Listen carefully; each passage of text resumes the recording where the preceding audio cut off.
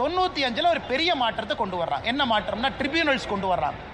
ஒரு பிரச்சனை இருந்தால் யார் சால்வ் பண்ணுவா, ட்ரிபியூனல் எப்படி இருக்கணும், ஒரு சொத்து வஃப் சொத்தா இல்லையான்னு எப்படி முடிவு பண்ணுறது, இதெல்லாம் 95.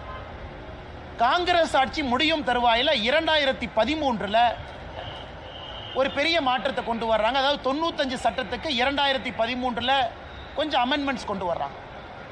இன்னைக்கு 12 ஆண்டுகள் கழித்து மறுபடியும் அந்த 95 சட்டத்தில் 2013 கொண்டு வந்த மாற்றங்கள் அதனுடைய சார்ந்து இன்னைக்கு 2025 மாற்றங்களோடு வஃப் ஆக்ட் 2025 நிறைவேற்றியிருக்கிறோம்.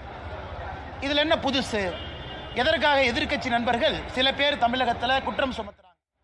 1913 2013 வரை மொத்தமாக இந்தியாவில் வஃப் போர்டு அவங்களுக்கு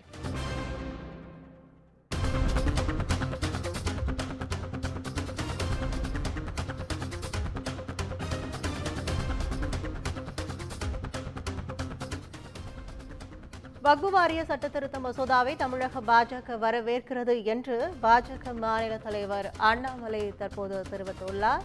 வக்பு வாரிய சட்டத்திருத்த மசோதாவை தமிழக பாஜக வரவேற்பதாக தமிழக மாநில தலைவர் அண்ணாமலை தற்போது தெரிவித்துள்ளதை அண்மை செய்தியாக பார்த்து வருகிறோம். வக்பு வாரிய சட்டத்திருத்த மசோதாவை தமிழக பாஜக வரவேற்கிறது என பாஜக மாநில தலைவர் அண்ணாமலை தற்போது தெரிவித்துள்ளார். நிறைய குழப்பங்கள். உதாரணத்துக்கு தமிழகத்தில் திருச்செந்துறை ஒரு ஊரே வஃப்ல சேர்ந்துருச்சு, கோவில் நலங்கள் சேர்ந்துருச்சு. மக்களுக்கு ஒரே குழப்பம்னு என் தனிப்பட்ட சொத்தை கூட வஃப்னு எடுத்துக்கிறாங்க. இந்த குழப்பத்திற்கு ஒரு தீர்வு கொடுக்க வேண்டிய கடமை மத்திய அரசுக்கு இருக்கு. அதனால இந்த சட்டத்தில் ஒரு தீர்வு நம்ம கொடுத்துருக்கோம். யார் ஒரு சொத்தை வஃப் போர்டு சொத்துன்னு சொல்ல முடியும்?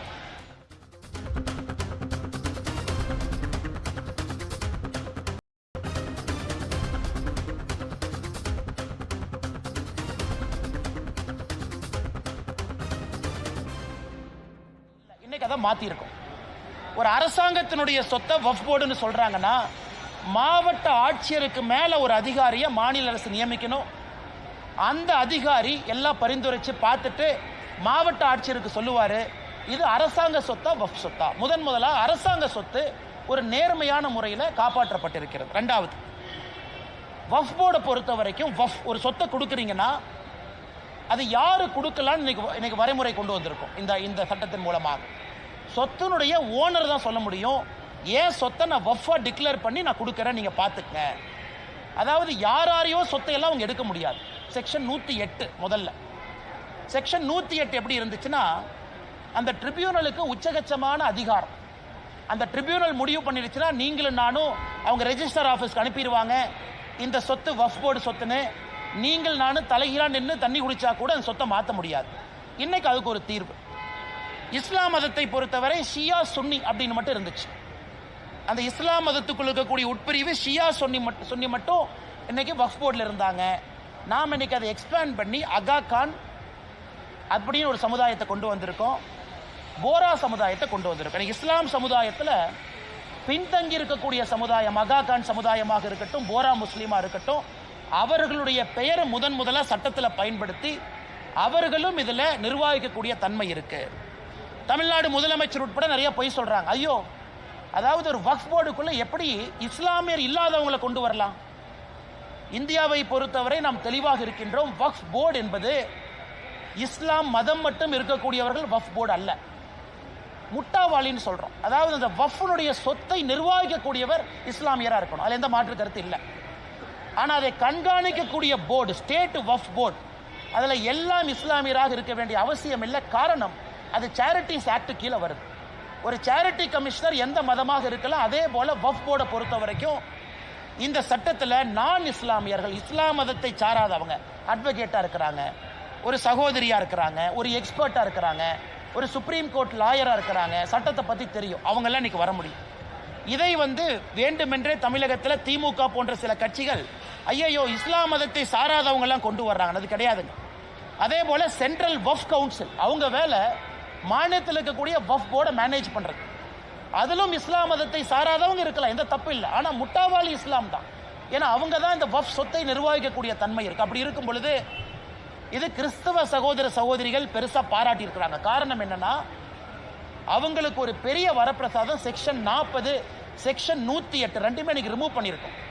ஒரு கிறிஸ்தவ சர்ச்சினுடைய சொத்துக்களை இன்னைக்கு வக்ஃப் போர்டு அவங்களுடைய சொத்துன்னு பல இடத்துல எடுத்திருக்காங்க. அப்போ அந்த கிறிஸ்தவ மதத்தை சார்ந்தவங்க எங்கேயுமே போய் திரும்ப வாங்க முடியாது, காரணம் ட்ரிபியூனல் அப்பீல் போக முடியாது. இன்னைக்கு அந்த செக்ஷன் 40, செக்ஷன் 108 தூக்கியிருக்கோம். அதனால் எல்லா விதமான சகோதரர்கள், குறிப்பாக இஸ்லாமில் இருக்கக்கூடிய பெண்களுக்கு இன்னைக்கு நம்ம முதலாக சொல்லியிருக்கோம், பெண்களை சார்ந்த NGO அவங்களுக்கு நிதி உதவி, மைக்ரோ ஃபினான்ஸ் இதெல்லாம் செய்யணும். இதெல்லாம் அந்த வக்ஃப் சட்டத்தில் வந்திருக்கக்கூடிய திருத்தம்.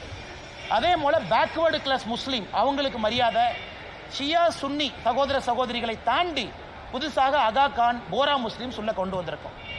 அப்படி இருக்கும் பொழுது ரொம்ப ஏற்புடையதாக எல்லா மக்களும் ஏற்றுக்கொண்ட, யாருக்கும் எதிராக இல்லாத ஒரு சட்ட திருத்தத்தை லோக்சபால ராஜ்யசபால கொண்டு வந்து இந்திய மக்களுக்கு நாங்கள் சமர்ப்பித்திருக்கின்றோம். இதில் பத்திரிகை நண்பர்கள் கவனிக்க வேண்டியது நம்முடைய NDA கூட்டணியில் இல்லாத கட்சிகள் ஓட்டு போட்டிருக்காங்க. நல்லா கவனிக்கணும். குறிப்பாக நவீன் பட்நாயக் அவருடைய கட்சி விப்பு கொடுக்கல, மனசாட்சிப்படி ஓட்டு போடுங்க. ஜெகன்மோகன் ரெட்டி அவங்களுடைய OSR கட்சி விப்பு கொடுக்கல, மனசாட்சிப்படி ஓட்டு போடுங்க. ஸோ நம்முடைய NDA கூட்டணியை சாராத கட்சிகளும் வாக்களித்து லோக்சபாவில் 288 ஓட்டுக்கள், ராஜ்யசபாவில் 125 ஓட்டுக்கள் நமக்கு கிடைச்சு ரொம்ப கம்ப்ளீட் மெஜாரிட்டியோட நல்லா ஜெயிச்ச சட்டம் வந்திருக்கு. அதனால் தமிழகத்தில் நம்முடைய மாண்புமிகு முதலமைச்சர் ஐயா மு க ஸ்டாலின் அவர்கள் சும்மா இந்த மைனாரிட்டி சமுதாயத்தில் பயத்தை ஏற்படுத்துவது மட்டுமே முழு நேர வேலையாக வச்சிருக்கிறாங்க. சும்மா பயத்தை ஏற்படுத்துவது, இதை பிடுங்கிட்டாங்க அதை பிடுங்கிட்டாங்க. இன்னைக்கு மைனாரிட்டி சகோதர சகோதரிகளை எம்பவர் பண்ணியிருக்கோம், அவங்களுக்கு நம்பிக்கை கொடுத்துருக்கோம், அவங்களுக்கு உரிமை கொடுத்துருக்கோம். அப்படி இருக்கும் பொழுது எப்படி இது இஸ்லாம் மதத்திற்கு சகோதரர்களுக்கு எதிரான ஒரு சட்டமாக இருக்கும்? அதனால தான் கொஞ்சம் விலாவரியாக நம்முடைய பத்திரிகை நண்பர்கிட்ட பேசுகிறோம். அன்பு சொந்தங்களே, அது மட்டும் இல்லை, இன்னைக்கு மொத்தம் இருக்கக்கூடிய 39 லட்சம் ஏக்கர் வக்ஃப் போர்டு கீழ் இருக்கிறது. சம்பாதித்த வருமானம் 126 கோடி. இது தமிழ்நாட்டில் HRNC டிபார்ட்மெண்டோட மோசமாக ஃபங்க்ஷன் ஆகிட்டு இருக்கு. மொத்தமாக போன ஆண்டு சம்பாதனை வக்ஃப் போர்டு 126 கோடி.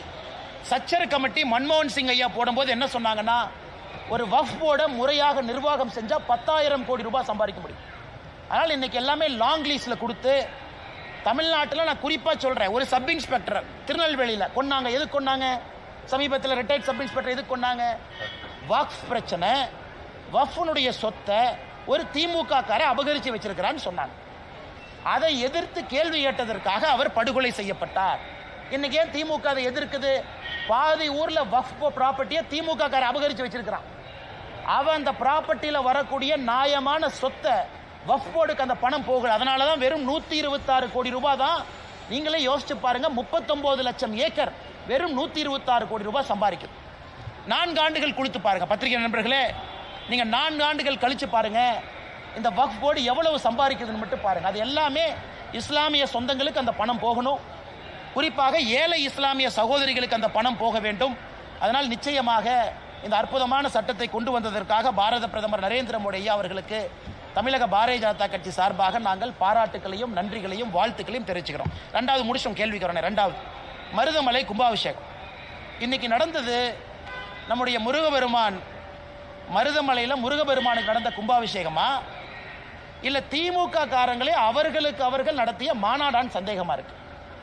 பக்தர்கள் எல்லாமே நேற்று சாயந்தரத்திலிருந்து படிக்கட்டுக்கு வெளியே நிற்க வச்சிருக்கிறாங்க, படியில் ஏற கூட விடல. அமைச்சர் சேகர் பாபு அவருடைய மனைவியும் குழந்தையும் போலீஸ் எஸ்கார்ட் போட்டு மருதமலை கூட்டிட்டு போறாங்க. இந்த அநியாயத்தை பார்த்துருக்கீங்களா? ஒரு அறநிலைத்துறை அமைச்சரனுடைய மனைவியும் மகளும் குடும்பமும் எஸ்கார்ட் போட்டு மருதமலை எஸ்கார்ட் போட்டு. ஆனா முருகபெருமானுக்கு சேவை செய்யக்கூடிய கோயம்புத்தூர் மக்கள் அவங்கெல்லாம் கையை கட்டிக்கிட்டு படி கீழே நிற்கிறாங்க, விபூதி கூட கொடுக்கல. 750 சிறப்பு தரிசன பாஸ், அந்த 750 கரைவேட்டி கட்டியிருக்கக்கூடிய திமுக காரங்களுக்கு கொடுத்துட்டாங்க. அப்ப தொடர்ந்து நாங்கள் சொல்லுவது, இன்னைக்கு மருதமலையில் முருகபெருமானை அவமானப்படுத்தி இருக்கிறாங்க. உண்மையான பக்தர்களை உள்ள விடல. கும்பாபிஷேகத்தில் எப்படி நடத்தப்பட வேண்டுமோ அது போல நடத்தல. இது திமுக மாநாடு போல சேகர் பாபு அவர்களுடைய மனைவியும் குழந்தையும் ஏதோ கோயம்புத்தூருக்கு டூரிசம் வந்துட்டு அப்படியே மருதமலைக்கு எட்டி பார்த்த மாதிரி வந்திருக்கிறாங்க. அதனால் இதை பாரதிய ஜனதா கட்சி வன்மையாக கண்டிக்கின்றோம். தமிழகத்தில் இதனால் தான் அறநிலைத்துறை இருக்கக்கூடாது என்று தொடர்ந்து சொல்லுகின்றோம். இதுவும் ஒரு பாயிண்ட் நோட் பண்ணிக்கங்கண்ணே. அதனால் முருகப்பெருமான் பனிஷ்மெண்ட் கொடுக்கட்டும். எந்த ஒரு அமைச்சர்களுமே கலந்துக்கல. ஏன் அந்த மரியாதை கூட முருகப்பெருமானுக்கு கொடுக்க மாட்டீங்களா? அமைச்சருக்கு அப்படி என்ன வேலை? ஒரு முக்கியமான கோயிலுடைய கும்பாபிஷேகம் நடக்குது, அமைச்சருக்கு தவிர என்ன வேலை? மாவட்டத்தினுடைய அமைச்சர் எங்கே போனார்? அறநிலைத்துறை அமைச்சர் எங்கே போனார்? ஏன் அவங்களாம் வந்து பங்கேற்க முடியாதா? அரசின் சார்பாக வந்து அமைச்சர் இருந்தால் தானே பிரச்சனை இருந்தால் சால்வ் பண்ண முடியும். அதனால் நிச்சயமாக இந்த வெக்கங்கட்ட செயலை பாரதிய ஜனதா கட்சி கண்டிக்கின்றோம். அதனால் அமைச்சர் சேகர் பாபு அவர்கள் இதே போல தான் கொஞ்ச நாளைக்கு முன்னாடி இங்கே குறும் பண்ணாருண்ணே. எங்கண்ணே? திருச்சியில் ஸ்ரீரங்கம் கோயிலில். அங்கேயும் அவருடைய குடும்பம் இதே மாதிரி வந்து சொர்க்கவாசல் திறக்கிற அன்னைக்கு பிரச்சனை பண்ணி டோக்கனில் வந்த பப்ளிக் எல்லாம் தள்ளி பெரிய பிரச்சனை ஆச்சு. அதனால் சேகர் பாபு அவருடைய செயல் தொடர்ந்து அத்துமீறி கொண்டிருக்கின்றார். இதை முருகபெருமானு பார்த்துக்கிட்டு இருக்காரு. தக்க நேரத்தில் பனிஷ்மெண்ட் கொடுப்பாரு நம்புகிறோம். இதெல்லாம் முக்கியமான வஃப் போர்டை பற்றி தொண்டை தண்ணிக்கிலேயே கத்தி வேர்வையெல்லாம் ஊற்றி பேசிகிட்டு இருக்கேன். அதை பற்றி 2 கேள்வி கேளுங்க. அண்ணன் ஏற்கனவே நான் சொல்லியிருக்கிறேன்னே, கோயம்புத்தூரில் மிக தெளிவாக நான் சொல்லியிருக்கின்றேன். பாரதிய ஜனதா கட்சி தமிழ்நாடு புதிய தலைவரனுடைய தேர்தல் டெல்லியில் நான் போய் சந்திச்சுட்டு வந்த பிறகு நான் பேசின பேட்டிக்கனாது. அதே நேரத்தில் குறிப்பாக எப்படி 2026 தேர்தலை அணுகப் போகின்றோம் என்பதையும் கூட ஓரளவுக்கு வெளிப்படையாக நம்ம சொல்லியிருக்கிறோம். இதற்கு மேலே நான் கருத்து சொல்ல விரும்பலைங்கன்னா